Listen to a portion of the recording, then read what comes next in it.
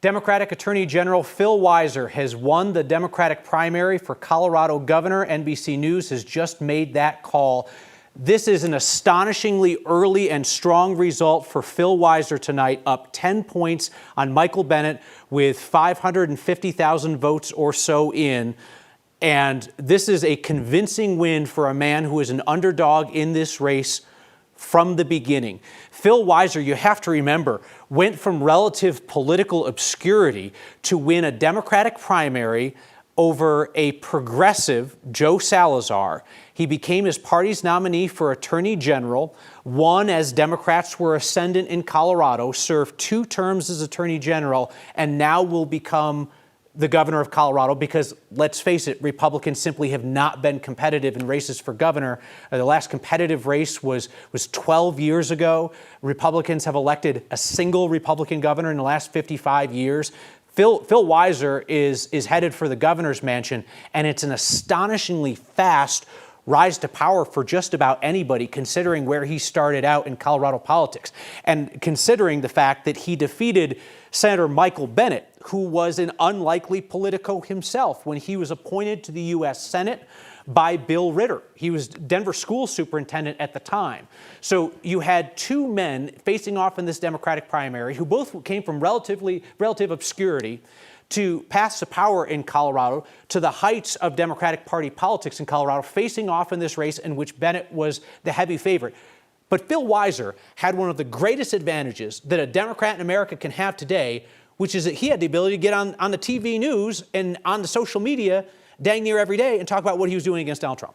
Yeah, we have a running joke in the newsroom. I think we get press releases almost every day that Phil Weiser has joined a new lawsuit or filed a new lawsuit against the Trump administration. He has really made a name for himself in this second Trump term, especially at a time when Democratic voters are sick of the establishment. And really, this race has been about who opposes Trump more. I think it's been easy for Weiser to point to the dozens of lawsuits he has filed against the Trump administration and had some real success there.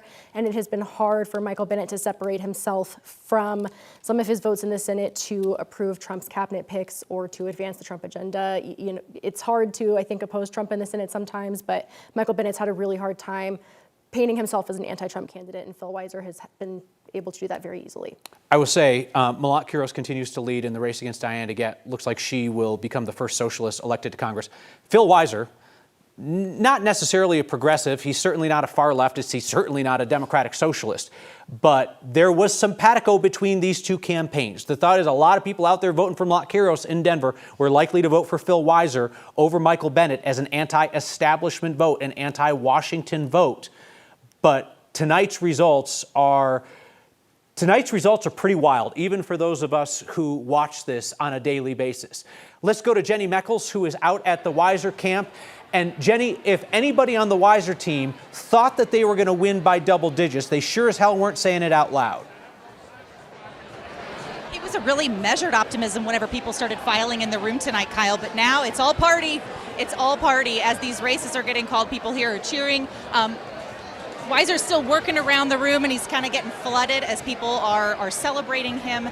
You know, what was the question? What did it? I've been talking to some of the voters that are here tonight, and they tell me his tour of Colorado the last 12 months, going to all of these individual counties, trying to get settlement money to these different counties. Oh, now they know they're on TV again, ready to celebrate tonight. This room is completely full of people who believed it was going to happen, believed that they were in the room of the presumptive, future governor of the state of Colorado here. These people are telling me the momentum was with this campaign, that he had closed that gap, that he had differentiated himself enough between himself and Bennett, which was a challenge in this race. What made these 2 men all that different if their policy wasn't all that different? But Kyle, again, I'm hearing from these folks that it was his effort to really get out and really get around the state. We talk about this anti-establishment person when he has been in office. He's been in a prominent role for the better part of a decade. That didn't seem to matter. It was anti-DC, not anti-Colorado.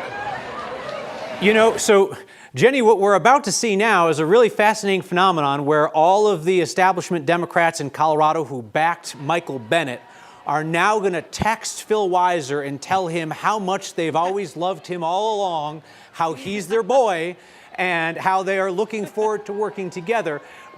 which in a way, right, is not false, because a lot of Colorado Democrats did like both of these guys, but they were forced into a tough position where they had to choose, and most of them chose Bennett. And you know, this idea of like people are going to fall in line behind a winner, that's politics, right? That's how that works. But there was a huge challenge in this race for people who were like not just, there was like an apathy and indifference that they had to fight. You know, if either was fine, okay. I mean, Phil had a lot of messaging around this idea of like, you can keep both of us if you want, put me in the governor's office and keep Bennett in the Senate. He joked that it was like his bumper sticker thing. And when I talked to people here tonight, they were like, yeah, it's fine. Bennett will be fine in the Senate, but they wanted Weiser to take the helm of the state. All right, Jennifer Meckles, thank you so much. Let's turn to 9 News political reporter Marshall Zellinger, who is with the Bennett camp tonight. And Marshall, for years, Michael Bennett has been outspoken about the fact that the Senate is not a very functional place. He doesn't love the job. Now he has to leave the job, and voters said, nah, you're good. Yeah, it's that awkward. I applied for another job and didn't get it, but I am public about it, and now I have to go back to my office and put my head down and continue to do the work. Look, he did it again when he ran for president. Dropped out of that race pretty quickly, went back to do the job. Haven't seen or heard from him here at this party. I've walked around his event here and have not seen him at all. I've been talking with some of the bean counters that really know the numbers, and they said, you know, when we saw that initial Denver drop that it was 65-35 for Weiser, it was actually good news here, according to the guy who knew all the stuff behind the scenes, that he had been polling, Bennett had been polling in the low 20s in Denver, and so he was overperforming. What they were waiting for were the Jefferson County and Arapahoe County numbers, and that they were supposed to be in Bennett's favor, and they dropped in the initial drop 55-45 for Weiser, which is why this has kind of been quiet ever since. I'll be interested to see in the back of Jenny Meckles' live shots how many people were at this party that suddenly show up conveniently in Uptown at the Phil Weiser party. I know there are some here that I will absolutely see behind her live shot. But the mood here, I think not everybody has understood what the numbers mean, except for the people who are close to Bennett's campaign. So it has not seemed to impact what's been going on in this room. But there have not been joyous outbursts. And they're actually on the screen. Well, the screens are off now. They were showing campaign ads and not any coverage, Kyle. Yikes. Marshall Zellinger, thank you.